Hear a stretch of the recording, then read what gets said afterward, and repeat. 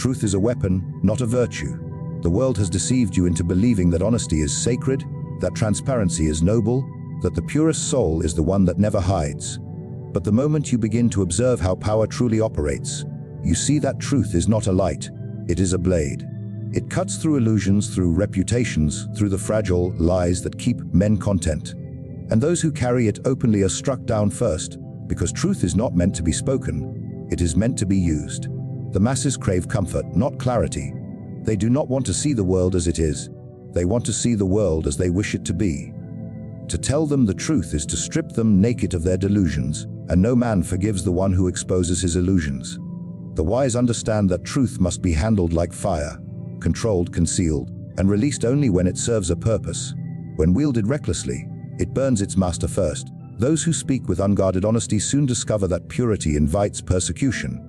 People do not admire the truth teller, they crucify him. Throughout history, those who mastered the art of power did not rise by being honest. They rose by understanding when honesty must be silenced. A ruler who exposes every intention is already defeated, for his enemies can anticipate his every move. A man who bares his heart to the world invites betrayal, because transparency is weakness to those who know how to use it. Deception, then, is not always a vice, it is a form of armor. To deceive is not to lie for pleasure, but to survive in a world where sincerity is exploited. The wise conceal their motives beneath a mask, while the knave boast of their purity and fall to ruin. The illusion of virtue is stronger than virtue itself. People do not follow truth, they follow appearances. They are seduced by confidence, moved by performance, and controlled by perception. If a lie makes them feel safe, they will defend it as if it were sacred. And if the truth disturbs their comfort, they will destroy it as if it were evil. The wise man knows this, and never confronts the world with unvarnished reality. He shapes truth into a form the world can bear, bending it until it serves him rather than enslaves him. Truth has never been a friend to power, it has always been its rival. The powerful manipulate perception, not because they fear truth, but because they understand its potency. The moment truth is revealed without control, it destabilizes everything. It erases the illusions that hold society together. Every government, every religion, every institution depends upon selective honesty. They reveal only what maintains order and conceal what might awaken rebellion. The wise learn this principle early: control the truth, and you control belief. Control belief, and you control the world. It is not deceit that sustains tyranny, but ignorance. People are enslaved not because they are lied to, but because they choose not to see.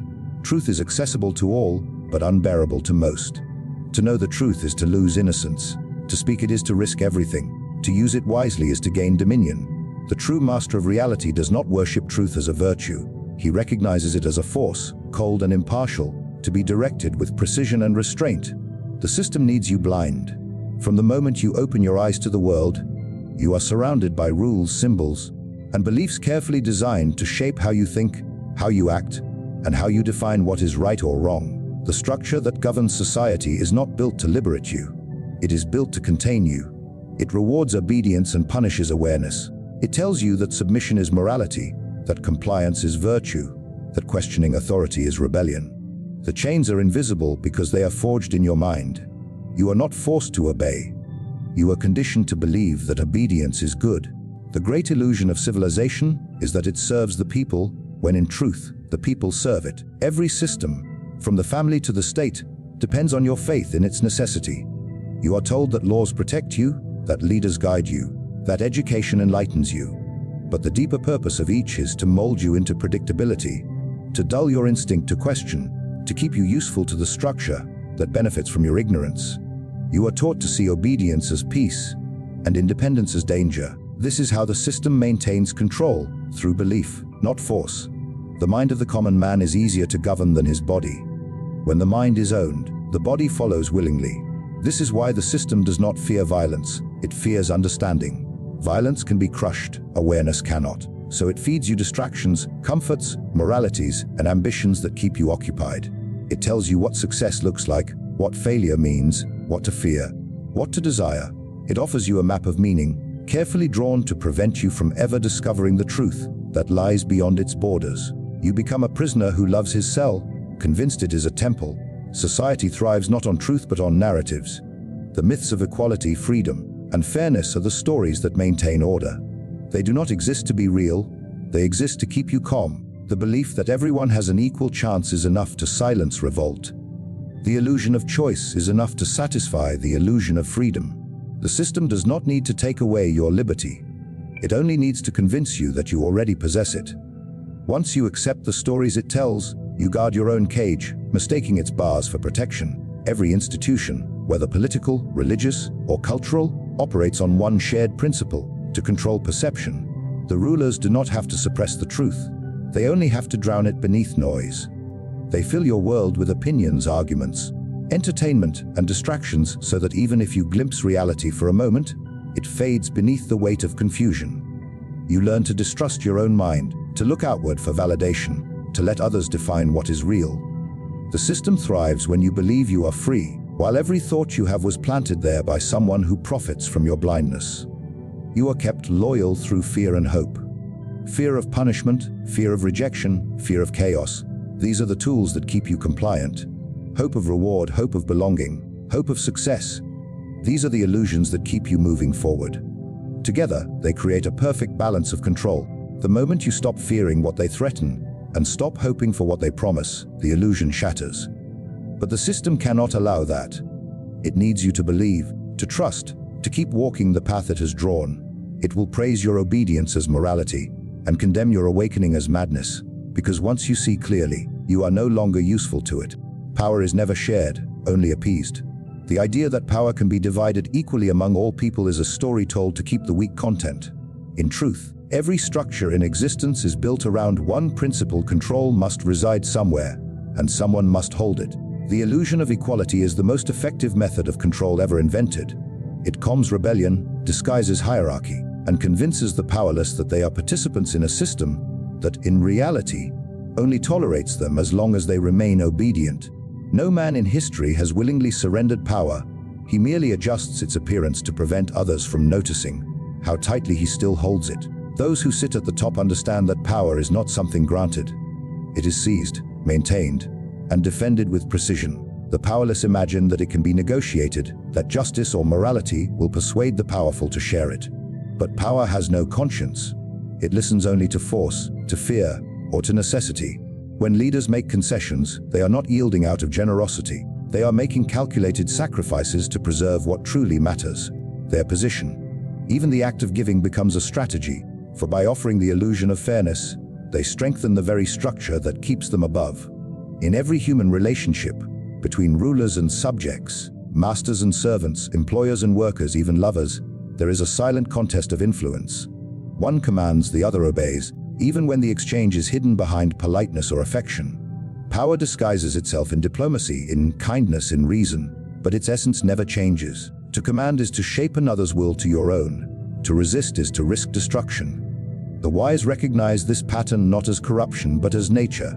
It is not evil that drives men to dominate, it is survival.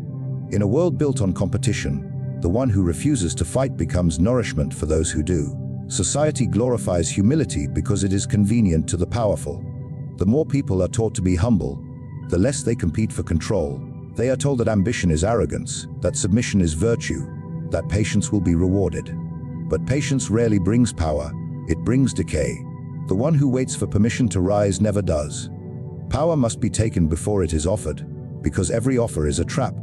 The moment you depend on another's generosity, you become their subject, even if they call you their equal. History remembers those who understood this law and acted upon it. Every kingdom, every revolution, every empire was born not from fairness but from conquest, one group imposing its will upon another. When people speak of democracy or justice, they are speaking of balance, not equality. The powerful allow participation as long as it does not threaten their throne. They distribute enough privilege to prevent despair, enough hope to prevent revolt, and enough illusion to prevent awakening. The moment that illusion fades, order collapses, and the raw reality of dominance reveals itself again.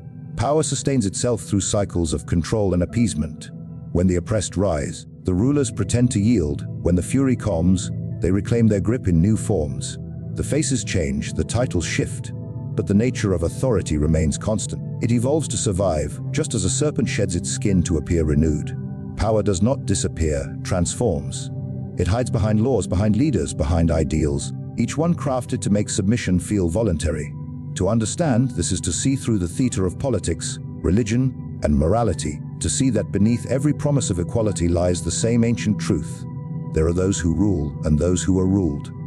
Morality is the mask of control. Every society, every nation, every order built by man depends upon one powerful illusion, that its rules are righteous.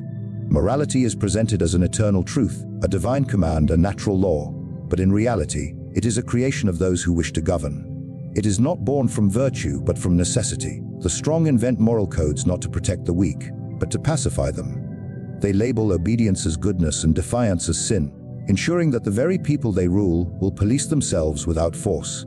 It is not chains that keep men subservient. It is the belief that submission is noble. What is called good is simply what benefits the system. What is called evil is what threatens it.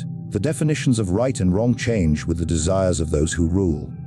When it serves power, courage is praised. When it endangers it, the same courage is condemned as rebellion. When obedience is useful, it becomes loyalty. When defiance is needed, it becomes patriotism. The moral order is flexible because it was never meant to represent truth. It was meant to enforce conformity. Those who control morality control the conscience of the masses, and there is no greater prison than a guilty mind. Religion, law, and tradition are the instruments through which morality is enforced. They teach men to fear invisible punishments and to hope for unseen rewards. They turn fear into faith, turning submission into salvation. People obey not because they are compelled, but because they are convinced. They carry their servitude with pride, believing it to be virtue. The brilliance of morality lies in its subtlety. It convinces the slave that his chains make him righteous, and that his master is his savior. When control is moralized, rebellion becomes not just dangerous but immoral, and thus the oppressor is freed from resistance. The rulers of any age understand that fear alone cannot sustain authority. Fear breaks men, morality binds them. When fear fades, conscience continues the work. A man terrified by punishment may one day defy it, but a man convinced he is wrong for questioning authority will destroy himself before he rebels. That is why the powerful sanctify their control. They wrap domination in the language of virtue, making obedience a moral duty rather than a political necessity. The church calls it faith, the state calls it law, and society calls it decency. The name changes, but the function remains the same: to keep order through guilt and virtue. Every moral code begins with a lie disguised as truth. This is right, they say, because it has always been right. Yet the same act condemned in one era is celebrated in another. Conquest becomes liberation, silence becomes respect, obedience becomes honor. The arbiters of morality rewrite virtue as they please, reshaping the conscience of the people like clay. They punish dissent not because it is evil, but because it reveals the fabrication. Once people understand that morality is not divine but strategic, the spell of obedience breaks and control begins to crumble. The masses cling to morality because it gives them certainty. To live without it is to face chaos, to stand before life without the comforting illusion of order. That fear makes them complicit in their own domination. They beg to be told what is right, so they never have to decide for themselves. Those who see beyond the mask understand that morality is not the light of truth, but the shadow of power. It changes shape with every ruler, every empire, every age, serving always the same purpose: to make control appear holy and submission appear just. Knowledge is forbidden because it frees. From the earliest days of civilization, rulers have understood that an enlightened mind is the most dangerous force in existence. A man who thinks for himself cannot be controlled. A population that questions cannot be ruled by illusion. That is why knowledge has always been rationed, distorted, or hidden. It is not ignorance that sustains tyranny. It is selective knowledge, carefully distributed so that people know just enough to serve, but never enough to understand. The system rewards intelligence only when it is useful, only when it strengthens the existing order. Beyond that boundary, wisdom becomes treason. Education is presented as liberation, but it is designed as conditioning. You are taught what to think, not how to think. You memorize what others decided is true, never questioning who benefits from those truths. The lessons you receive shape your obedience more than your intellect. You are told what history to remember, what heroes to praise, what words to avoid. The purpose is not enlightenment, it is domestication. A truly educated person would question authority, see through manipulation, and expose the illusions upon which society rests. Such a person cannot be easily governed, and therefore, such education is forbidden. Knowledge threatens control because it reveals the architecture of manipulation. When you understand how fear is crafted, you stop fearing. When you see how morality is engineered, you stop feeling guilty. When you recognize that the rules of society are designed to protect power, not justice, you begin to detach from the illusion. Those who awaken to this understanding become unpredictable. They no longer serve without question. The system fears this unpredictability more than rebellion itself, because rebellion can be crushed, but enlightenment spreads in silence, one mind at a time. Throughout history, those who have discovered forbidden truths have always been silenced. Philosophers executed, scientists condemned, prophets exiled, each crime masters heresy or treason. The rulers could not allow their subjects to see reality as it is. The world functions on belief, not truth. Belief can be shaped, bent, and weaponized. Truth cannot. And so those who expose the hidden mechanisms of power are erased, while those who protect the illusion are celebrated as virtuous. The control of knowledge is the control of destiny. Whoever dictates what people know dictates what they believe, and whoever shapes belief shapes the world itself. Even now, in the age of information, ignorance persists not because truth is scarce, but because distraction is abundant. The more access you have to knowledge, the less you use it. The powerful have learned that suppression is no longer necessary. Confusion is enough. Flood the mind with noise, and truth disappears in the chaos. People no longer seek understanding, they seek entertainment.